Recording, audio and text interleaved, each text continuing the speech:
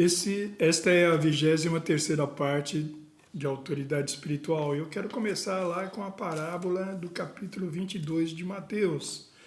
É a parábola do banquete nupcial.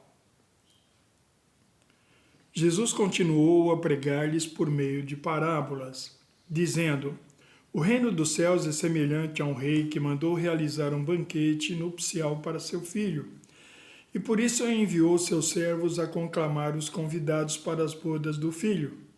Mas estes rejeitaram o chamamento.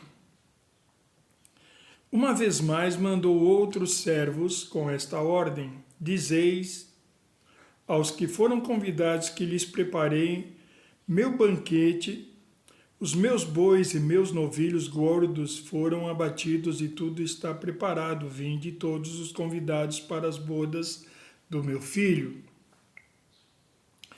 Mas, novamente, os convidados nem deram atenção ao chamado dos servos e se afastaram, um para o seu campo, outro para os seus negócios. E outro ainda, atacando os servos, maltrataram-nos e os assassinaram. O rei indignou-se sobremaneira e, enviando seu exército, aniquilou aqueles criminosos e incendiou-lhes a cidade. Então disse o rei a seus servos: o banquete de casamento está posto, contudo os meus convidados não eram dignos. Ide, pois, às esquinas das ruas e convidai para as bodas todas as pessoas que encontrardes.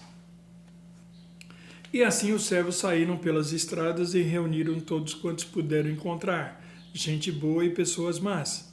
E a sala do banquete das bodas ficou repleta de convidados.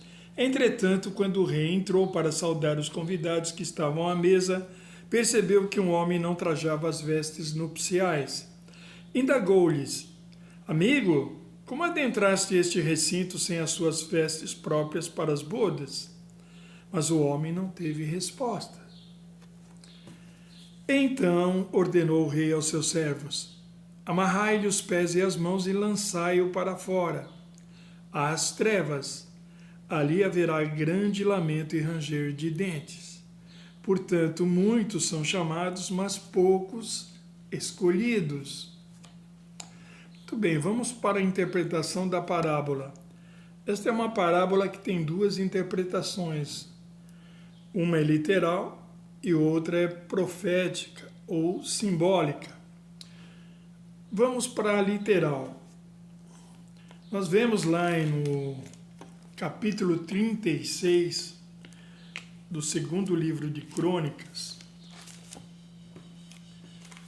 a partir do verso 15, veja o que aconteceu. Contudo, Yahvé, o Senhor Deus de seus antepassados, falou-lhes de muitas maneiras, insistindo em adverti-los por meio de seus mensageiros. Portanto, na sua compaixão, desejava poupar seu povo e o lugar que escolhera para a habitação do seu nome. Porém, eles zombaram dos mensageiros de Deus. Veja, o mesmo que lá na parábola. Desprezando suas palavras e advertências, e ridicularizaram seus profetas. Se inflamou contra o seu próprio povo e já não houve mais remédio. Veja, o Senhor se inflamou contra o seu próprio povo, de tal maneira que não houve mais remédio, não houve mais solução. Então o Senhor enviou o rei dos caldeus contra eles, o qual exterminou seus jovens à espada, e ele vai falando tudo que Nabucodonosor fez em Jerusalém. E no verso 19 também. Também incendiaram o templo de Deus, derrubaram os muros de Jerusalém, queimaram todos os seus palácios e destruíram todos os seus objetos de valor que havia neles. Veja, o Senhor destruiu totalmente porque eles não deram atenção aos profetas, aqueles que o Senhor enviou para conclamá-los à paz, à comunhão, ao relacionamento íntimo. Eles não deram a devida atenção porque não tinham o temor do Senhor. O mesmo que está lá na parábola, eles não deram a devida atenção. As pessoas que foram previamente chamadas, fala de todos os crentes, veja.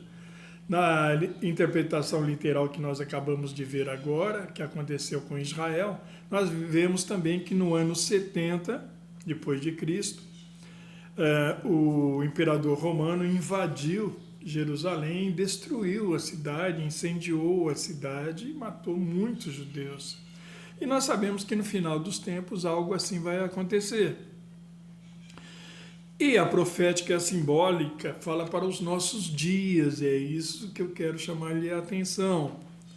Veja, ele está falando a todos quantos foram chamados, todos os crentes, em todas as gerações, em todas as épocas. Esses são os que foram previamente convidados. E os mensageiros foram aqueles que tiveram algum tipo de revelação, e essa revelação contrastava, colocava aquelas pessoas contra a parede, porque eles não estavam andando com Deus. Então, era um chamamento à comunhão. É como o Senhor está lá no livro de Apocalipse, capítulo 3, na igreja de Laodiceia, batendo a porta. Se alguém abrir a porta, então o Senhor vai entrar e vai cear com ele, e vai trazer o Pai.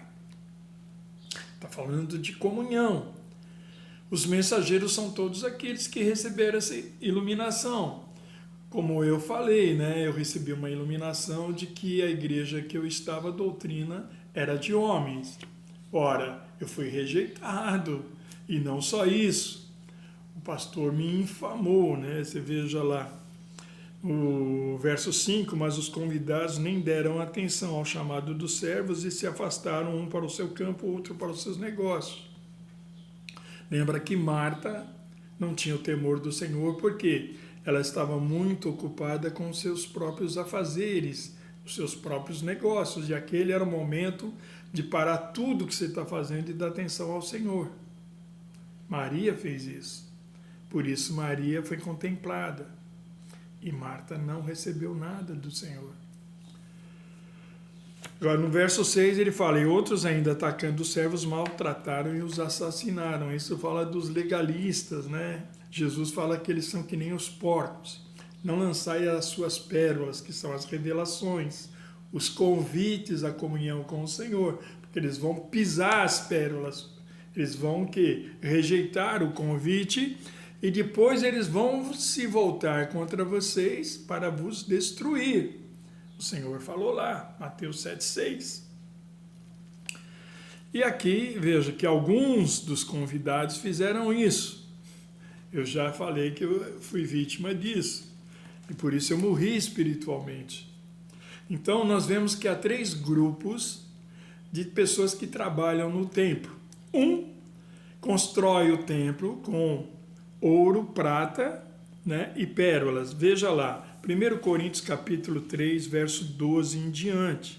Se alguma pessoa edifica sobre esse alicerce, utilizando ouro, prata, pedras preciosas, madeira, feno ou palha, sua obra será manifestada, porquanto o dia trará a luz, pois será revelada pelo fogo que provará a qualidade da obra de cada um.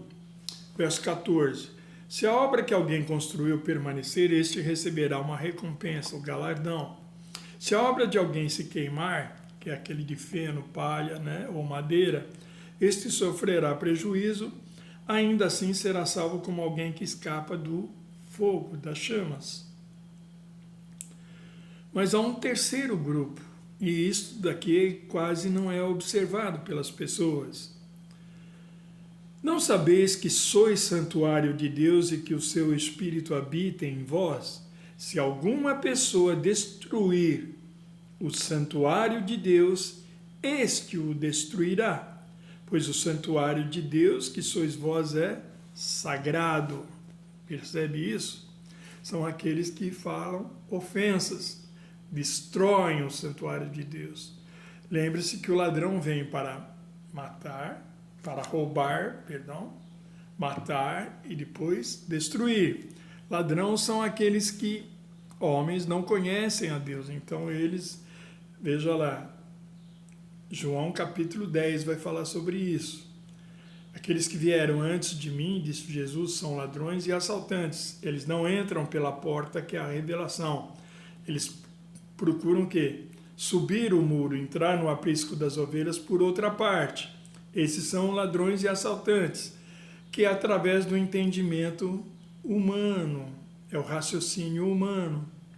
Lembre-se, eles usam psique para interpretar as Escrituras e nós não devemos fazer isso. Nós devemos esperar para que o Senhor nos revele.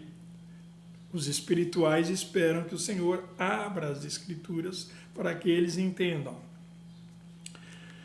Então, nós percebemos quem são os destruidores. Continuando na parábola, você vai ver que o Senhor foi falar que um grupo, uma pessoa estava sem as vestes nupciais.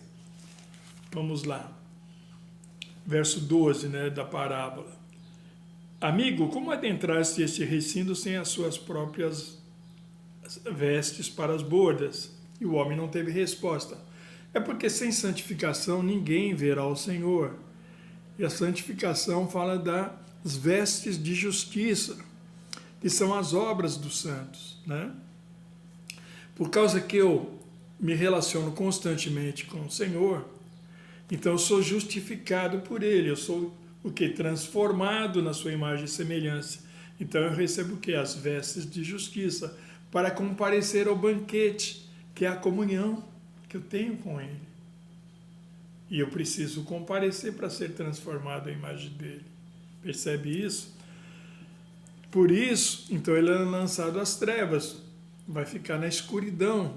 Quem não tem comunhão fica nas trevas. Lembra-se de 1 João 1,6. Se eu digo que eu tenho comunhão com ele, mas estou andando nas trevas, eu estou mentindo e eu não sou praticante da palavra. Eu sou um falso profeta. Aqueles que estão nas trevas. Por isso, que no verso 14 ele diz assim, portanto, muitos são chamados, mas poucos são os escolhidos. Você vê que muitos foram chamados, mas eles não dão muita atenção, porque eles não têm o temor do Senhor em seu coração. Por isso que se não tivermos o temor do Senhor, não prosseguiremos. Precisamos do temor do Senhor. Ele é fundamental para crescermos no conhecimento, porque é por meio deles que eu recebo a revelação. É através desta unção. E muitos foram insensatos e perderam a unção. Falando ainda sobre aqueles que não têm o temor do Senhor, você vai ver que Estevão, que foi um dos mártires, que foi apedrejado em Jerusalém, ele vai falar a respeito de Moisés e do povo de Israel. Veja lá, eu só vou ler 2 versículos aqui para você se inteirar. Atos dos Apóstolos, capítulo 7, versos 38 e 39. Moisés esteve na congregação no deserto com um anjo que lhe falava no Monte Sinai com os nossos antepassados e recebeu palavras vivas, são palavras reveladas, a fim de nos serem transmitidas. Todavia, nossos antepassados se recusaram a obedecer a Moisés. Eles não deram a devida atenção ao que Moisés falava. Antes o rejeitaram e em seus corações retrocederam ao Egito. Veja, eles saíram fisicamente do Egito. Mas por não darem a devida atenção, em seus corações eles voltaram ao Egito. Eles sempre estavam falando das saudades que eles tinham do Egito. O Egito simboliza o mundo. Nós vimos que na parábola os servos estavam envoltos aos seus próprios negócios. Um foi para o campo, o outro foi para os seus próprios negócios. É como Marta, estava preocupada com muitas coisas e não deu a devida atenção à comunhão. E aí perde a capacidade de ouvir e de ver ao Senhor. Eu preciso vê-lo e ouvi-lo onde? Na comunhão, para ser transformado por Ele. Senão não tenho parte com Ele. Percebe isso? Jesus falou, se eu não te lavar, não tens parte comigo. E isso acontece quando? Quando o Senhor está em comunhão, na mesa. Lembra que Ele fez isso com Pedro e com os apóstolos? Perceba. Até o próximo, em nome de Jesus.